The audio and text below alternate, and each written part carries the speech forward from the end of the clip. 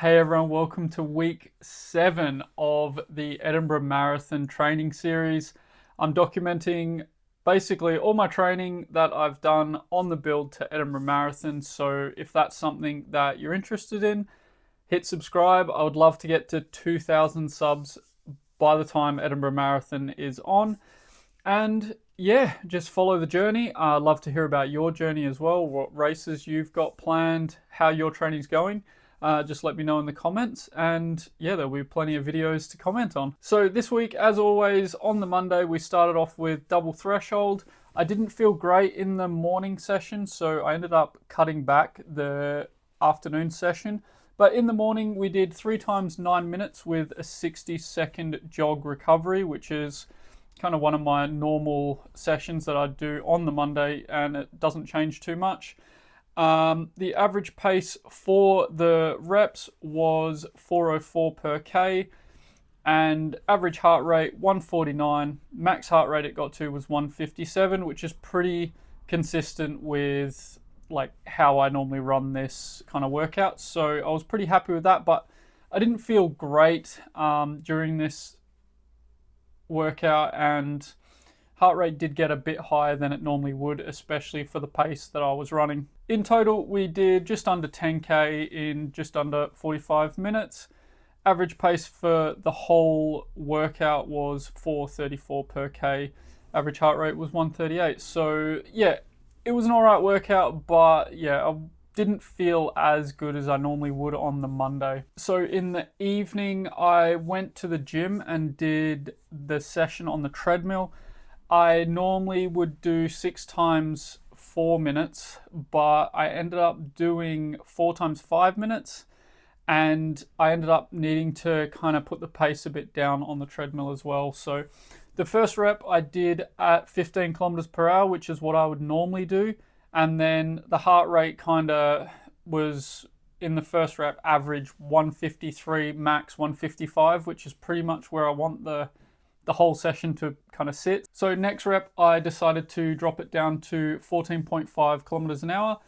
And then my heart rate stayed a lot more stable and got a lot more time in kind of those low 150 BPM heart rates. So yeah, I was kind of happy just to tick that session off and get another 20 minutes kind of at that effort for the day. So in the end, it was similar distance to the AM session, just under 10K, 48 minutes, average pace just under 5 minutes per K, average heart rate 137. So I was just glad to get kind of 2 threshold sessions in, even though I had to kind of adjust a little bit on the fly. Pretty happy with how they went. On Tuesday, I would normally do 2 40-minute runs, AM and PM.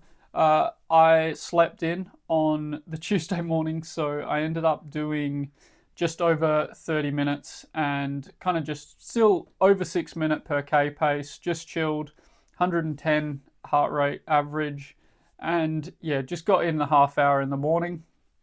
And it was probably not that bad because I would take the extra hour of sleep over the extra like 8 minutes of running anyway. So yeah, just got that one in, even though I was just on time to work because I ran a little bit later than normal.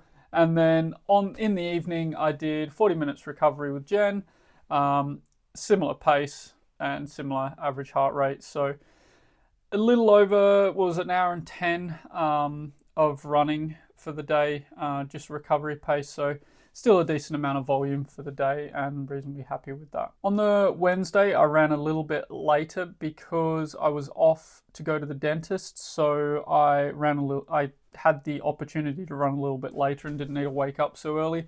I just did my normal hour, kind of easy heart rate. The average was 132. Average pace ended up being 4:55 and did just over 12K. So pretty happy with how that went. I think there must be a little bit of fatigue during the week because I wasn't feeling it Monday, wasn't feeling it Tuesday.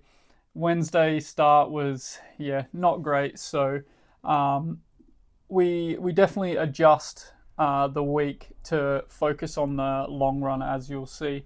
But in the evening, I just did 35-minute recovery, which is generally what I'll do on a Wednesday.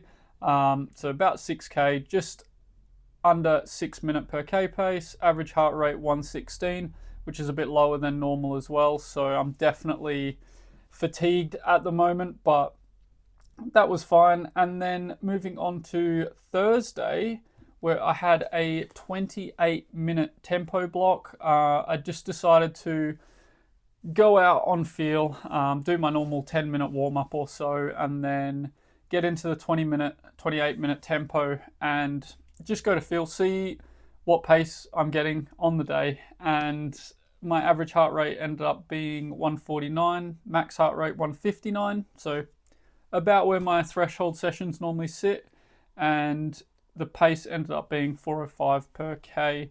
I wrote here that my legs were feeling pretty flat, and 12 to 14 minutes in, I got into a rhythm with my breathing.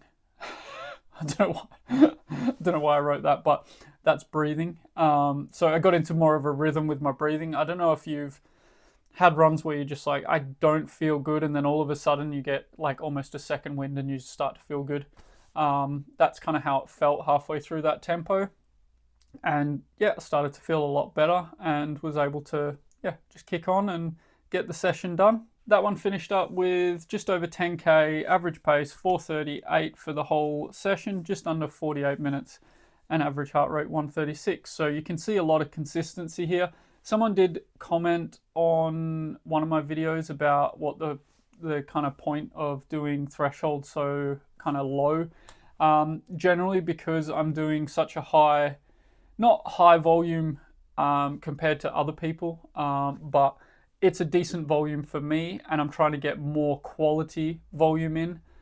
So if I was to do them at like my upper threshold, more like closer to 165 heart rate, I'm going to find it harder to recover from.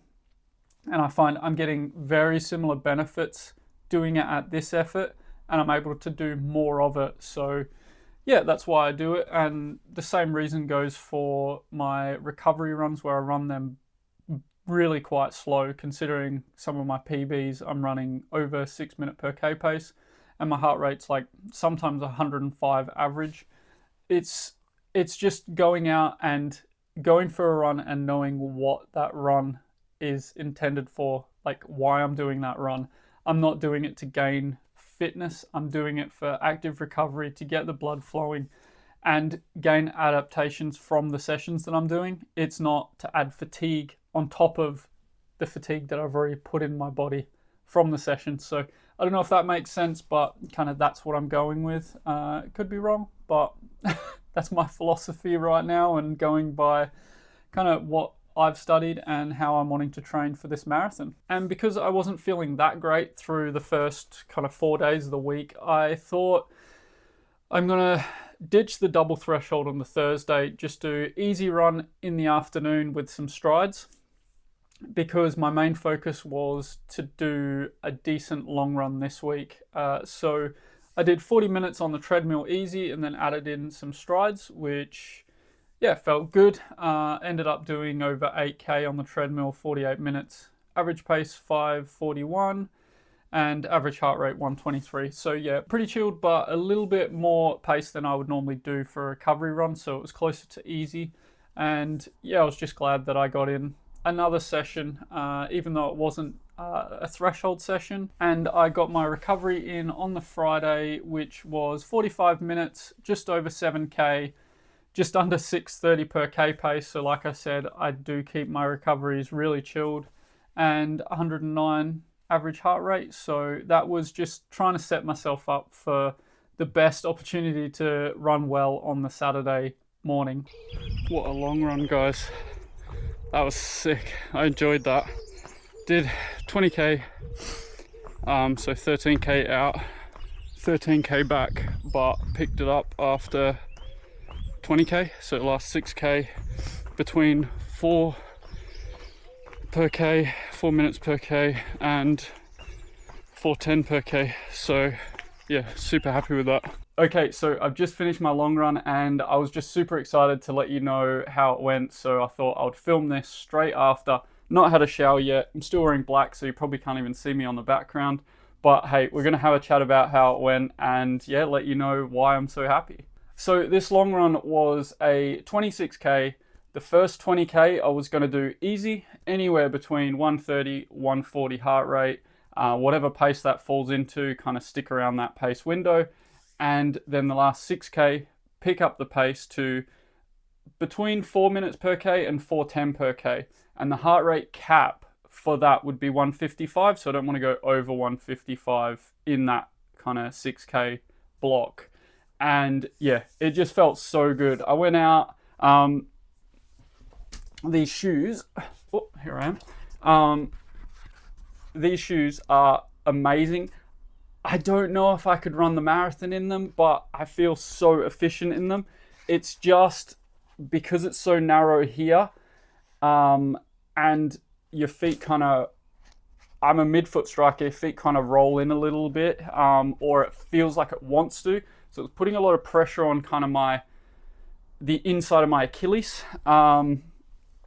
But we'll see how we pull up tomorrow and yeah, see if I could maybe do some more long runs in them and see how I pull up after them. But I feel super efficient in them, and kind of my first 20k, I was trying to stay quite easy, so just over 130 heart rate, and it spiked up close to 140 with a couple of the hills, but it was pretty flat route, and I stayed between 130 and 135 for the majority of that 20k, and I averaged 131 heart rate and 444 per k for that 20k section of the run, which I was pretty happy with, and kind of checked that before I started the 6k block, so I knew what to tell you without having to figure out the block in Garmin Connect. And then we moved on to the 6k at like a tempo effort, and those shoes started to feel so much better,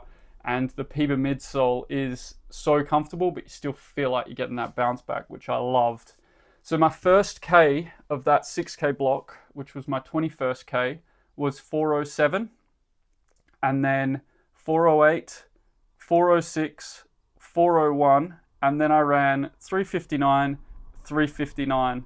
My max heart rate got to 154, so it did get close, but I was keeping an eye on it, and I saw it get to 153, I think. I didn't see it get to 154, but that's the max in that block. And I averaged, for those reps, I averaged, where is it? 147, 150, 148, 151, 151, 152. So probably averaging around 150 heart rate for that 6k block. So, and just in terms of how I felt running at that pace after 20k, yeah, super happy with the progress I've made. And yeah, I'm really looking forward to giving Inverness a go, a good solid effort next weekend. And yeah, I'm not sure what pace I can hold, but we're going to go out and figure out what pace that is on the day. I like having a general pace window I want to start out at and see how I feel, and then I adjust to how I feel on the day. And that's generally how my races have gone for quite a while, and it seemed to be working well. I don't have a pace set in stone that I want to run at and kill myself to run at that pace. I just go to feel, and yeah. Today I did 2 hours, 26.2k. The average pace was 435 in the end, and my average heart rate was 135, I believe. Yeah, 135. So over a 26k at 435. Yeah, I think that shows really good signs of like fitness progression, like how much fitness I've gained over the last couple of years, and yeah, it's exciting to see. So yeah, I just thought I would film this bit straight after the long run so I could give you kind of more info, yeah, show you kind of how I'm feeling after that long run. I think it went pretty well, and I'm kind of glad I ditched the double threshold on Thursday and I was able to nail the long run and give me some confidence going into next weekend, and some more confidence for long runs moving through the block to Edinburgh. So yeah, I'll pass you on to future me filming tomorrow. Okay, so yeah, after that long run, I was super happy, as you can see. And then today I just did my normal 45 minutes again, just like the Friday kind of recoveries.